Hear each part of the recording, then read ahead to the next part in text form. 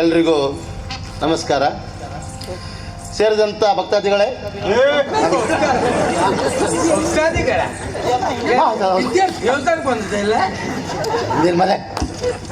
ಸೇರಿದಂಥ ವಿದ್ಯಾರ್ಥಿಗಳೇ ಹಾಗೂ ಊರಿನವರೇ, ಗ್ರಾಮಸ್ಥರೇ, ಹಳ್ಳಿಯವರೇ, ಪೇಟೆಯವರೇ, ಇವತ್ತಿನ ವಿಶೇಷ ಅಂತ ಹೇಳಿದ್ರೆ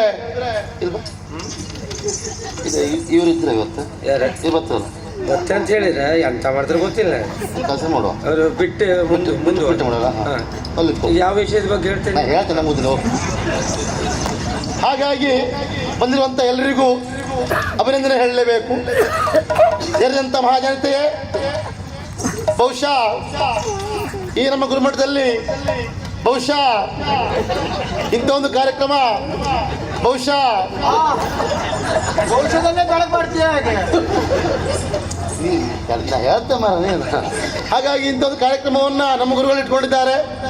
ಮುಖ್ಯ ಅತಿಥಿಗಳಾಗಿ ಬಂದಂತ ಬಹುಶಃ ಬಿಟ್ಟು ಮಾತಾಡ ಮಾರ್ಯ, ಅದು ಭವಿಷ್ಯ ಆಯ್ತದೆ. ಮುಂದೆ ಹೋಗುದಿಲ್ಲ, ಸುಮ್ಮನೆ ಇವರು ಯಾರವರು ಮಹಾರಾಜರು.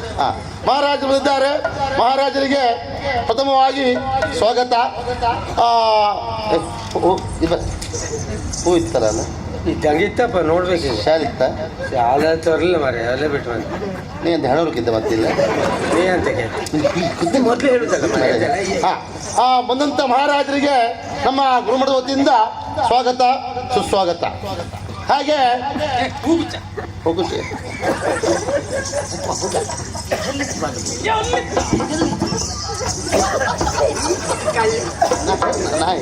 ನೀ ಹಿಡ್ಕೊ ಮರೆ, ನಾ ಹೇಳಿ ಕೊಟ್ರೆ ಆಯ್ತು. ಭಾಷೆ ಇಲ್ಲ ಮರೆ. ಇದು ಬಂದಂಥ ಮಹಾರಾಜರಿಗೆ ಕಣ್ಮಣಿಯವರು ಹೂಗುಚ್ಛವನ್ನು ಕೊಟ್ಟು ಸ್ವಾಗತಿಸಬೇಕು. ಚಪ್ಪಾಳೆ. ಹಾಗೆ ನಮ್ಮ ಗುರುಮಠದ ಗುರುಗಳಾಗಿರುವಂಥ ಹೆಸರಂತವ್ರು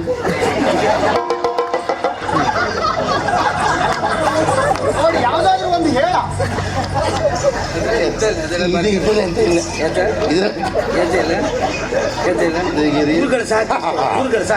ಗುರುಗಳಿಗೆ ಸ್ವಾಗತ, ಗುರುಗಳು ಮಾನ್ಯ ಗುರುಗಳಂತ ಗುರುಗಳಿಗೆ ಸ್ವಾಗತ, ಸುಸ್ವಾಗತ. ಅವರಿಗೆ ನಮ್ಮ ಕಣ್ಮಣಿಯವರು ಅಲ್ಲ, ಕಣ್ಮಣಿಯವರು ಕೊಟ್ಟ ಗುರುಗಳಿಗೆ ಕೊಟ್ಟಿದ್ಯಾ? ಇಲ್ಲ ಮತ್ತೆ ಕೊಟ್ಟೆ ಅಂದಲ್ಲ ಮಹಾರಾಜಗಳಿಗೆ, ಈ ಗುರುಗಳಿಗೆ ಕೊಡೆ. ಗುರುಗಳಿಗೆ ಹೂಗುಚ್ಚೂರು ಕೊಟ್ಟು ಆಶೀರ್ವಾದ ಪಡಿಬೇಕಂತ ಕೇಳ್ಕೊಳ್ತಿದ್ದೇವೆ.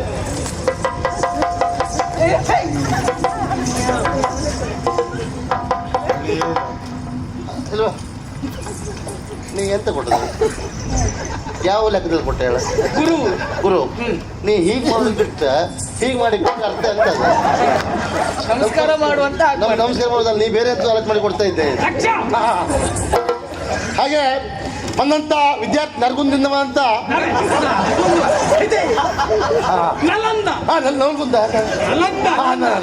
ನಲಂದ ಬಡಗುಂದ ನಲಂದ ವಿಶ್ವವಿದ್ಯಾಲಯದ ಬಂದಂತ ಎಲ್ಲ ವಿದ್ಯಾರ್ಥಿಗಳಿಗೂ ಸ್ವಾಗತ, ಸುಸ್ವಾಗತ. ಹೀಗೆ ಹೇಳುತ್ತಾ ನನ್ನ ಚಿಕ್ಕ ಎಂತಂದ್ರೆ ಸ್ವಾಗತ ಭಾಷಣವನ್ನು ಮುಗಿಸ್ತಾ ಇದ್ದೇವೆ. ನಮಸ್ಕಾರ.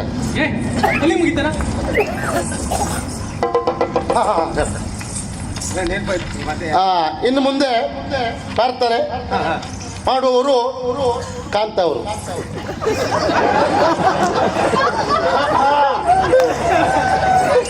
ಬಹಳ ಹರ್ಚಲ್ ಮಗನೆ ಮಾಡಿ ಈಗ ನಂಗೆ ಗೊತ್ತಿತ್ತು ಇಂಥದ್ದೊಂದು ನನ್ನ ತಲೆ ಮೇಲೆ ಏನಾರು ಹಾಕ್ತೆ ಅಂತ. ನಾ ಅದಕ್ಕೆ ಗಣೇಶನ ಹತ್ರ ಬಾರಿಸ್ಕೊಂಡೆ ಬಂದಿದ್ದ. ಗಣೇಶ ಅವ ಗೋಲಿ ಬಚ್ಚ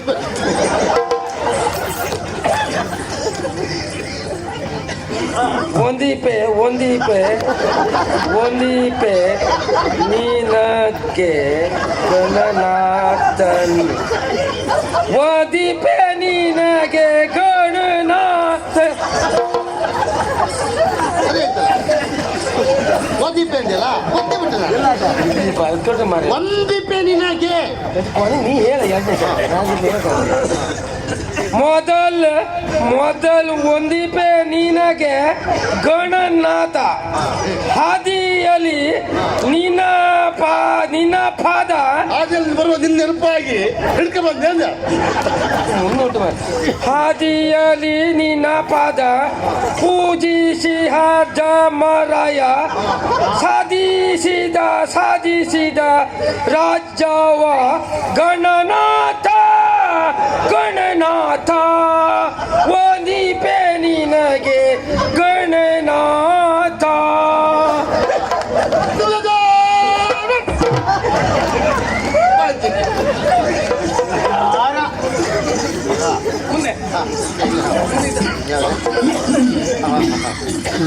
ಮುಂದಿನ ಕಾರ್ಯಕ್ರಮ ಪ್ರಶ್ನೋತ್ತರ.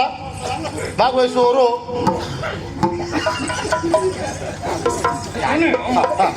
ಸಮುದ್ರ ಅವರು, ಹಾಗಾಗಿ ಭಾಗವಹಿಸ್ಬೇಕು.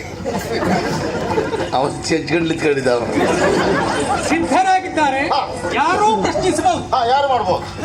ನಾನೇ ಪ್ರಶ್ನೆಯನ್ನು ಕೇಳ್ತೇನೆ. ಸರಿ, ಆದ್ರೆ ಒಂದು ಮಹಾರಾಜರೇ ಕೂತ್ಕೊಳ್ಳಿ. ಮಹಾರಾಜರೇ ಮಹಾರಾಜರೇ ಕೂತ್ಕೊಳ್ಳಿಕ್ಕಾಗದೆ ಪ್ರಶ್ನೆ ಕೇಳ್ತಾ ಇದ್ದಾರೆ. ಆಗಲಿ ಕೇಳಿ. ನಿರ್ಣಾಯಕರಾಗಿ ನನ್ನ ಆಹ್ವಾನಿಸಿದ ಮೇಲೆ ನಾನೇ ಕೇಳಬೇಡ್ವಾ? ನೀವೇ ಕೇಳಿ. ಹಾಗಾಗಿ ಆದ್ರೆ ಒಂದು ಬಂದಿರುವಂತಹ ಯಾವ ವಿದ್ಯಾರ್ಥಿಗಳು ಉತ್ತರವನ್ನು ಕೊಡಬಹುದು? ಈ ಗುರುಕುಲದವರೇ ಆಗಿರಬಹುದು, ನಲಂದದವರೇ ಆಗಿರಬಹುದು. ಯಾರು ಥಟ್ ಅಂತ ಉತ್ತರ ಹೇಳ್ತಾರೋ, ಸರಿಯಾದ ಉತ್ತರ ಹೇಳ್ತಾರೋ, ಹಟ್ಟೊಂದು ಉತ್ತರ ಕೊಟ್ಟವರಿಗೆ 3 ಪುಸ್ತಕ ಕೊಡುವ. ಅದಕ್ಕೆ ವ್ಯವಸ್ಥೆ ಮಾಡೋಣ.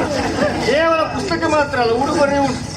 ಹಾಗೆ ಹೇಳಿದವರ ಈ ಸ್ಪರ್ಧೆಯಲ್ಲಿ ವಿಜೇತರಾಗ್ತಾರೆ.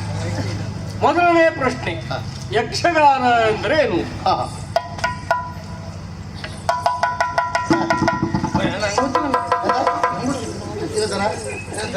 ಯಕ್ಷಗಾನ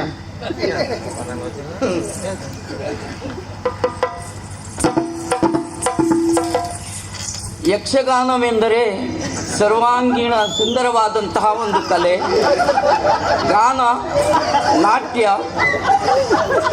ಅಭಿನಯ, ಮಾತುಗಾರಿಕೆಯಿಂದ ಕೂಡಿದಂತಹ ವಿಶೇಷವಾದಂತಹ ಪರಿಪೂರ್ಣವಾದಂತಹ ಕಲೆ ಎನ್ನುವ ಹಾಗೆ ಗುರುತಿಸಲ್ಪಟ್ಟಿದೆ. ಕರಾವಳಿಯ ಭಾಗದಲ್ಲಿ ವಿಶೇಷವಾಗಿ ಆಡಿ ತೋರಿಸುತ್ತಿರುವಂತಹ ಈ ಕಲೆಯನ್ನು ಗಂಡು ಕಲೆ ಎನ್ನುವ ಹಾಗೆ ಗುರುತಿಸಲ್ಪಟ್ಟಿದ್ದಾರೆ. ಈ ಕಲೆಯಲ್ಲಿ ವಿಶೇಷವಾಗಿ ಅನೇಕ ರೀತಿಯ ಪ್ರಾಕಾರಗಳನ್ನು ನಾವು ಗುರುತಿಸಬಹುದು. ತೆಂಕು, ಬಡಗು, ಬಡಾಬುಡುಗು ಎನ್ನುವಂಥ 3 ಪ್ರಕಾರಗಳು ನಮ್ಮಲ್ಲಿ ಪ್ರಚಲಿತದಲ್ಲುಂಟು. ಹಾಗಾಗಿ ಗಂಡು ಕಲೆ ಎಂತಿರುವಂತಹ ಈ ಯಕ್ಷಗಾನವನ್ನು ನೋಡಿದರೆ ಇತಿಹಾಸ, ಧಾರ್ಮಿಕ, ಪೌರಾಣಿಕ ಎನ್ನುವಂತಹ ಎಲ್ಲ ರೀತಿಯ ವಿಶೇಷವಾದಂತಹ ವಿಷಯಗಳು ನಮಗೆ ಮನಮುಟ್ಟುವ ಹಾಗೆ ನಾವು ಅರ್ಥೈಸಿಕೊಳ್ಳಬಹುದು. ಸರ್ವಾಂಗೀಣ ಪರಿಪೂರ್ಣವಾದಂಥ ಕಲೆ ಎಂದರೆ ಯಕ್ಷಗಾನ. ನಂಗೆ ಸಮಸ್ಯೆ ಅದಲ್ಲ, ನೀ ಹೇಳುದು ಶ್ರುತಿ ಹೀಗೆ ಮಾಡ್ತಿದ್ದಲ್ಲ ನೀನು.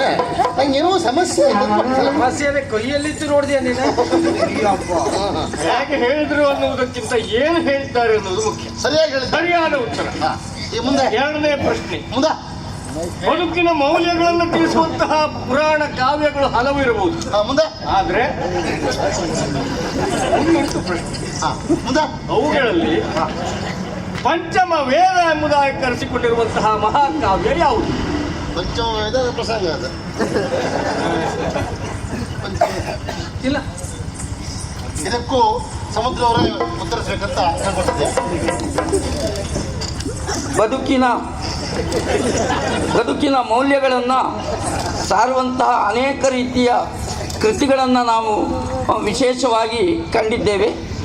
ಮುಖ್ಯವಾಗಿ ಮಹಾಭಾರತವು ಅನೇಕ ರೀತಿಯ ಕೃತಿಗಳು ಬದುಕಿನ ಮೌಲ್ಯಗಳನ್ನು ತಿಳಿದುಕೊಳ್ಳುವುದಕ್ಕೆ ಸಹಾಯವನ್ನು ಮಾಡುತ್ತದೆ.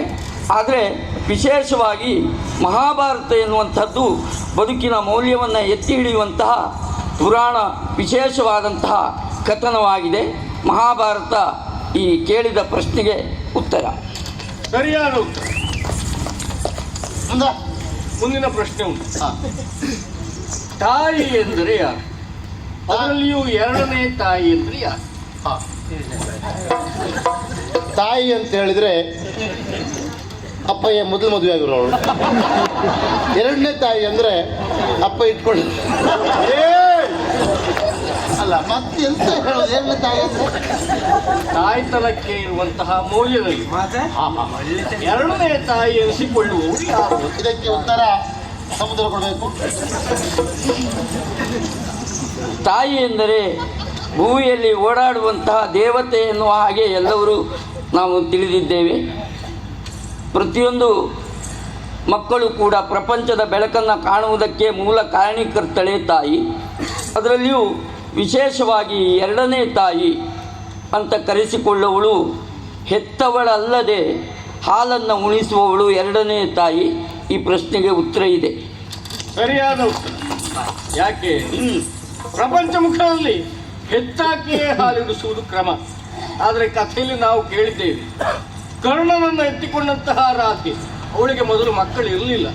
ಆದರೂ ಆತನನ್ನು ಎತ್ತಿಕೊಂಡ ಕ್ಷಣದಲ್ಲಿ ಅವಳಲ್ಲಿ ಸ್ತನ್ಯ ಎನ್ನುವುದು ಒಸರಿತಂತೆ. ಅಂದರೆ ನಿಜವಾದ ತಾಯ್ತನವನ್ನು ಅವಳು ಅನುಭವಿಸಿದಳು ಅಂತ ಅರ್ಥ. ಹಾಗಾಗಿ ಹೆತ್ತವಳಲ್ಲದೆ ಹಾಲುಡಿಸಿದವಳು ಎರಡನೇ ತಾಯಿಯಾಗಿ ಪರಿಗಣಿಸಲ್ಪಡ್ತಾಳೆ. ಸರಿಯಾದ ಉತ್ತರ, ಸರಿಯಾದ ಉತ್ತರ. ಮುಂದಿನ ಕಾರ್ಯಕ್ರಮ ನಾಟ್ಯ ಸ್ಪರ್ಧೆ, ಕ್ಷೀರ ಹಾಗೂ ಸಹಸ್ರ ಇವರಿಂದ.